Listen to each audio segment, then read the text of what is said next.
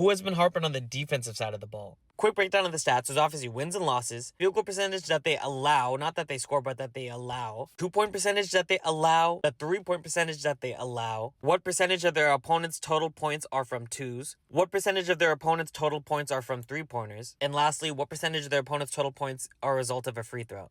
So let's take it back to the field goal percentage. Here's further proof that Wemby reigns supreme and he should forever be the DPOY candidate for what feels like the rest of his career. The Thunder last year proved that defense does win championships, and they're continuing to prove it this year. The top two teams here are undefeated, and the Thunder feel like every single player on that team is just elite defensively in one facet or another. The Miami Heat have made so much noise this season for their offense, but the numbers show here that they leave their mark on the defensive side of things as well. The difference between this team this year and last year is night and day.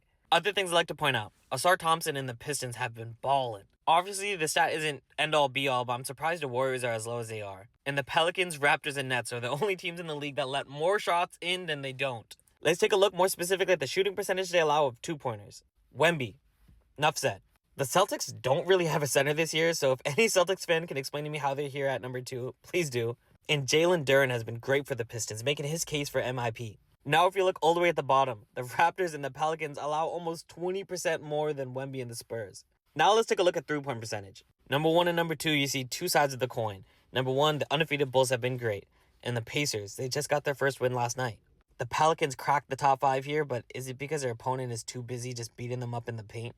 Nothing else super interesting here for me except for how far in last place the Nets are. People are shooting the lights out against the Nets. So now let's look at the point breakdown. The Bulls have had the best three-point defense so far this season, and in response, their opponents are focusing on scoring within the arc. The Mavericks have great centers in Anthony Davis inside, so it's kind of surprising to me that they're this high. And the Celtics here at the bottom. The Celtics shoot the three at the highest clip, and it seems like teams try to match that when they play them. So let's look at three-point percentage. The opponents of the Jazz, the Clippers, and the Rockets have been making their money from behind the arc. And the Bulls, all the way at the bottom. Big gap between them and the Jazz. Obviously, I think as the season progresses, these numbers will normalize more, but interesting so far to start off. Lastly, who has been fouling their opponent and getting them to the line? Again, another two sides of the coin story here. The Pistons at number 1 have been doing great, but they've been fouling their opponent a lot. Slowing down the game seems to have been working out for them. But the Pacers, just got the first win last night, have also been in a lot of foul trouble. To me, what's most interesting here is the bottom. The Rockets, the Lakers, the Jazz have been playing the most ethical hoops so far. To really highlight the difference here, the Pistons have been allowing just under 9 free throws a quarter. The Rockets, just a little over 4.